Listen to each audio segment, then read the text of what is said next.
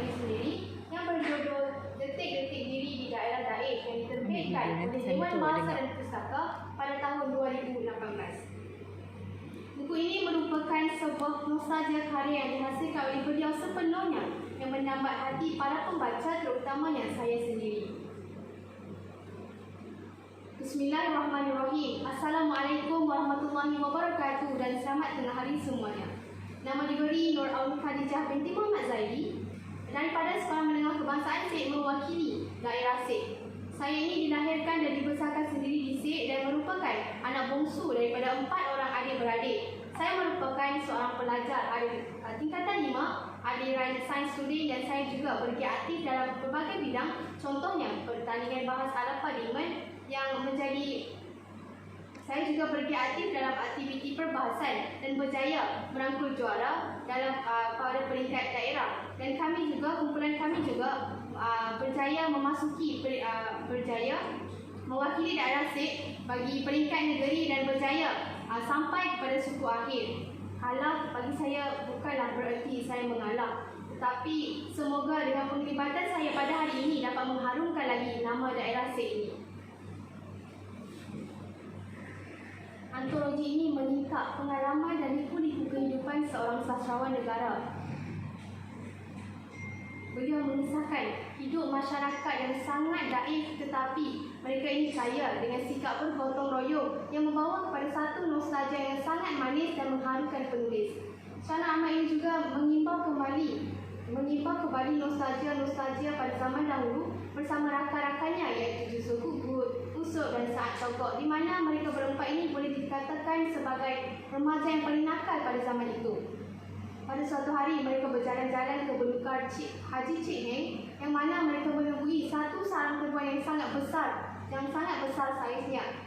Mereka dikejar oleh ibu terbang tersebut dan mereka ini lari lintang pukang dan bertaburan. Ada yang terjun ke dalam sungai, ada juga yang turun ke dalam perigi.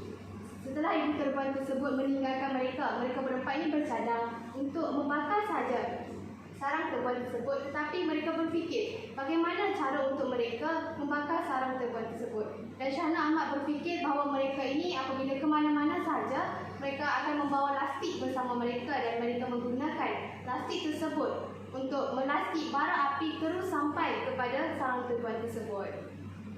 Setelah tiba di rumah, terdapat seorang pemuda datang memaklumkan kepada ayah Syahna sendiri yang mana kebun Haji Cik Heng terbakar. Pada masa itu, Syahna ini seakan-akan cacing kepanasan kerana beliau tahu bahawa kebakaran itu berpunca daripada beliau dan sahabat-sahabatnya. Setelah kebenaran terbongkar, Syahna Ahmad dipukul oleh ayahnya dan pada masa yang sama, Syahna Ahmad ini berasa risau dan bertekad untuk berubah. Selain daripada kisah ini, saya akan mengutip satu lagi kisah yang hasil juga karya Syahna Ahmad, yang di mana kisah surau rosak akibat dilanda ribut taufan. Kejadian ini menyebabkan seluruh penduduk di kampung tersebut insaf, termasuklah ayah Syahna Ahmad sendiri yang mana tidak pernah menjejakkan kaki ke surau apatah lagi untuk mendirikan solat 5 waktu. Kejadian ini sedikit sebanyak menampakkan kita bahawa penduduk di kampung tersebut sangatlah bekerjasama untuk mendirikan semula surau yang rosak, dan mereka berusaha untuk mengunjungi surau tersebut apabila tiba waktu solat ataupun azan berkumandang. Kisah ini dapat memberikan sedikit sebanyak pengajaran kepada semua masyarakat, terutamanya saya sendiri sebagai seorang remaja, yang mana kita perlulah saling bekerjasama bagai awal dengan tebing dalam melaksanakan sesuatu tugas agar penghasilan sesuatu tugas itu adalah hasil yang sangat berkualiti. Bagi saya juga, penulis ini memberikan pengajaran yang banyak kepada saya.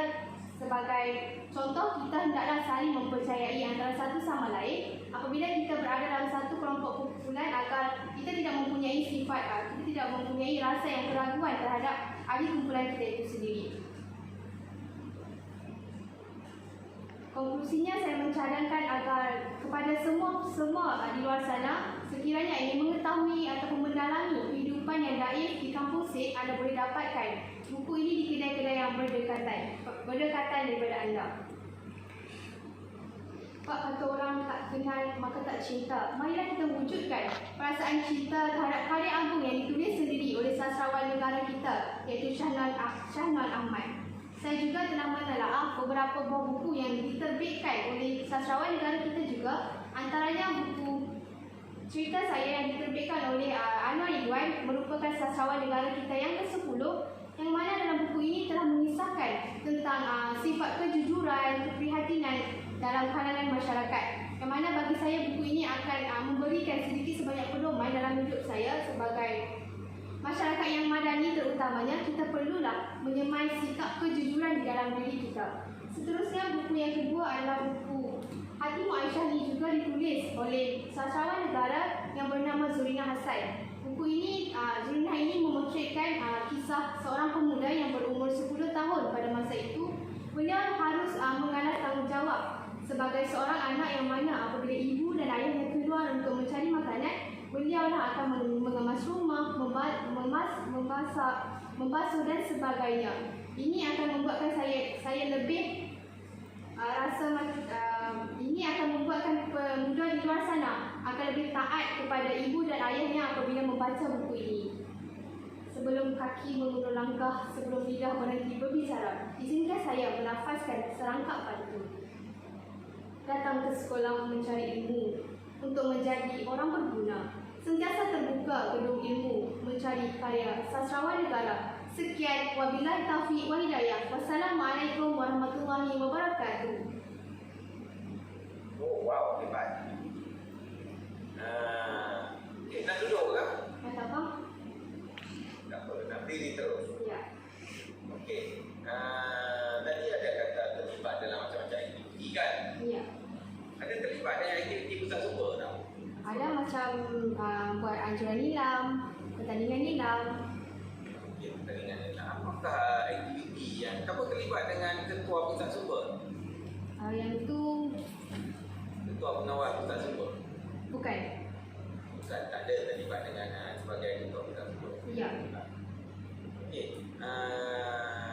Setakat ni kamu dah menghadiri apa-apa pertandingan tak? Ada contoh pertandingan bahasa parlimen, peringkat daerah dan sekolah kami mendapat johan, dan alhamdulillah kami dapat masuk ke peringkat negeri, tapi sampai suka akhir saja. Okey, kalau begitu, apakah bacaan-bacaan anda yang mendorong anda ke arah? Contohnya buku Syana Ahmad ini sendiri, contoh Ranjang Sepanjang Jalan yang mengisahkan tentang keperitan kehidupan miskin, yang mana mereka ini sanggup berkorban apa saja untuk hidup walaupun dalam keadaan kemiskinan. Maksudnya mereka ini sabar mengharungi cabaran dan sebagainya. Okey, saya nak tanya Auni, antara banyak-banyak jenis bacaan apa yang paling sesuai pada pengamatan Auni sendiri? Contoh bacaan yang mempunyai unsur keprihatinan, macam saya sendiri sebagai remaja, saya perlulah mempunyai unsur prihatin dalam diri saya sebagai seorang remaja ataupun pelajar sekolah, yang mana kita ni haruslah mempunyai sifat prihatin dalam diri untuk meneruskan kehidupan sebagai pelajar sekolah. Kalau macam tu, yang prihatin ni nak dapatkan daripada buku yang macam mana? Dan siapakah penulis? Saya boleh katakan buku Syana Ahmad ini sendiri, sebab Syana Ahmad ini telah memotretkan di dalam setiap karyanya, beliau telah memotretkan sifat keprihatinan di dalam setiap karya yang beliau hasilkan. Oh, semua dapat. Ya. Satu buku cukup untuk satu kehidupan. Bukan maksudnya satu buku ini, maksudnya setiap buku hasil karya beliau telah menelik unsur-unsur keprihatinan di dalam buku tersebut. Okey, tak apa, terima kasih.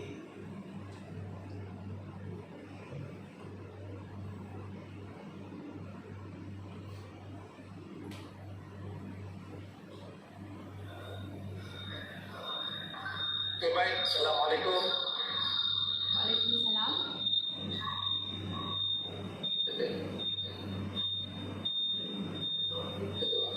Ya, amin. Ya, amin.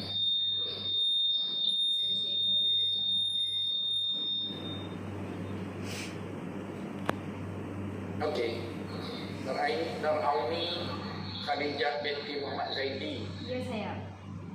Tadi saya tertarik tentang kamu sebutkan tentang Madani. Okey. Saya minta Nur Auni uraikan apa maksud madani. Yang kita sebut ni madani. Madani ni dia punya Madani. Apa maksudnya? Madani ini bermaksud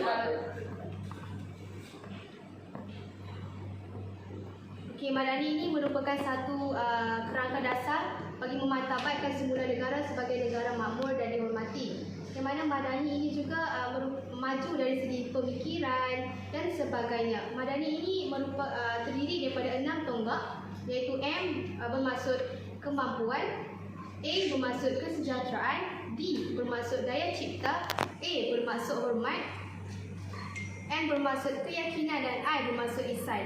Yang mana 6 tonggak ini telah menjadikan negara kita sebagai sebuah negara yang terikat dengan sebuah negara yang makmur dan harmoni. Okey. Yang keduanya, apa yang Ustaz tengok? Kamu amat berminat dengan karangan Shah Nur Ahmad. Betul? Betul? Okey, baik. Kamu ceritakan sikit berkaitan dengan apakah sumbangan yang diberikan oleh Shah Nur Ahmad kepada negara. Okey, yang pertama, Shah Nur Ahmad ini telah menerbitkan karya-karya. Yang pertama, karyanya ialah Rentung pada tahun 1965, dan karya yang kedua ialah Ranjang Sepanjang Jalan 1966, yang mana karya ini telah menyumbang kepada kemajuan negara kita, dan karya ini juga telah mendapat perhatian daripada pada peringkat antarabangsa. Baik, terima kasih. Dua soalan kepada Ustaz. Alhamdulillah kami dapat jawab dengan baik. Selamat maju jaya. Terima kasih. Okey, terima kasih Auni Khadijah. Okey, kita akan berjumpa pula untuk sesi berkumpulan. Terima kasih semua. Alhamdulillah. Terima kasih.